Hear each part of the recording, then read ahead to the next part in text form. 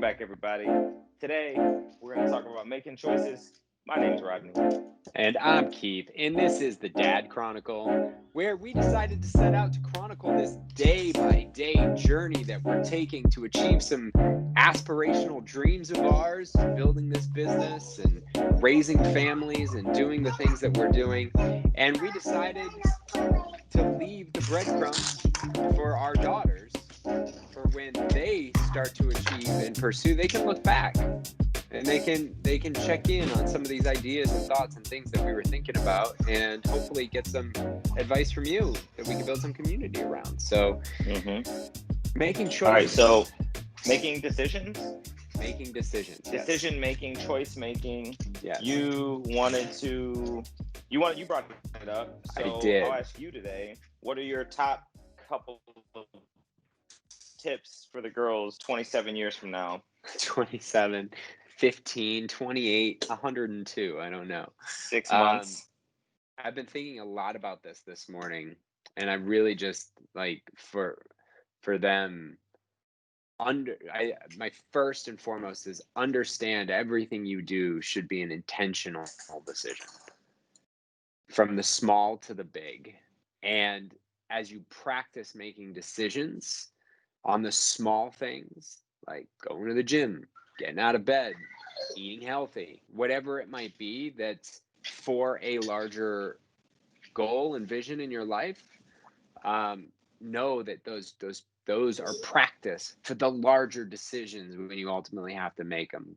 And so those would be my two core points on making decisions. I'm gonna deconstruct by blowing up what you just said and say there are no large decisions. It's all about the little decisions. It's the little decisions that make everything.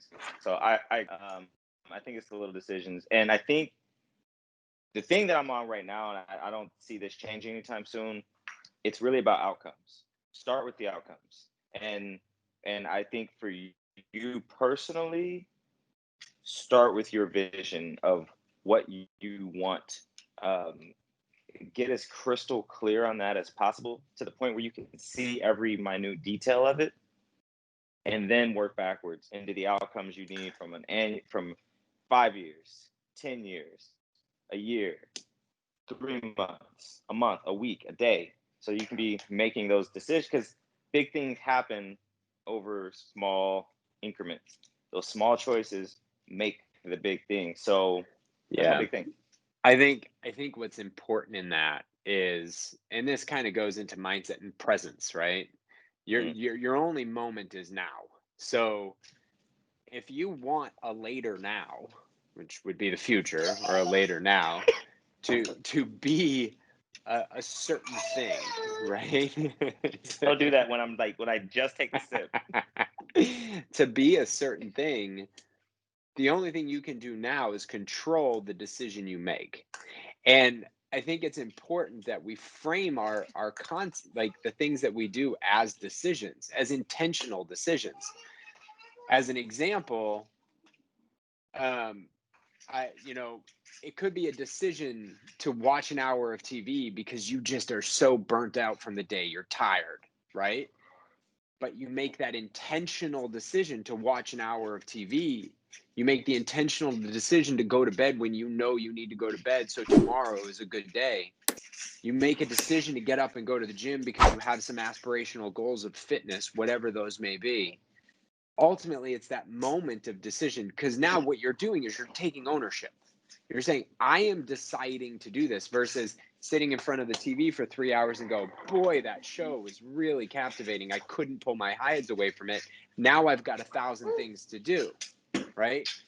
It's a decision. When you frame it as a decision to say, I'm going to do this, at the end of it, you then move on to the next one. And then each individual decision as we go.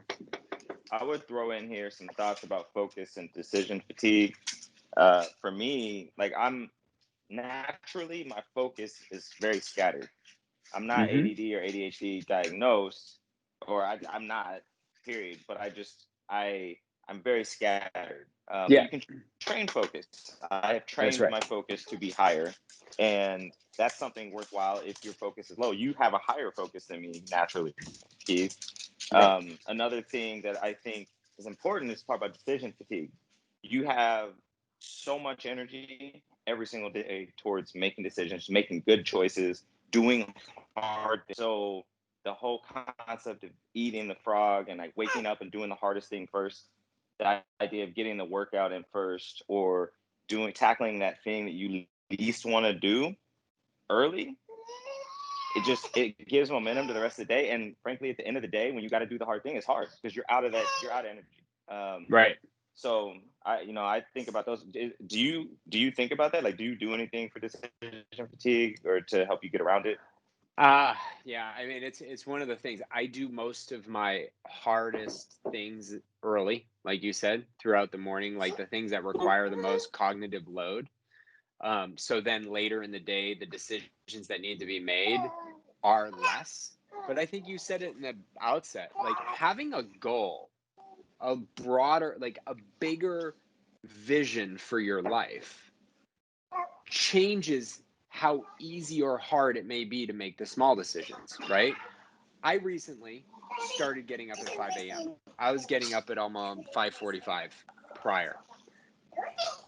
Making the decision to get up at 5 a.m. wasn't actually hard, and doing it every morning isn't as hard. What's hard is talking to a door, knowing that you can actually hear me right now, but it's Yeah, I still can. really hard. So waking up at 5 hasn't been hard because there is a reason I did it. I didn't do it just because I heard on a video, you got to wake up at 5 a.m. every day. That's not a bigger vision for my life. I wake up now at 5 a.m. because I want to get meditation in. I want to write our book. I want to get my hour workout in. And I can't find time for all three of those things given the load of the day. So I get up earlier. And I want to work out because I have a vision for my health and fitness and my physical appearance. So it's not hard for me to go to the gym. So having that vision and goal, I think, is really, really an important component to make decision-making easier.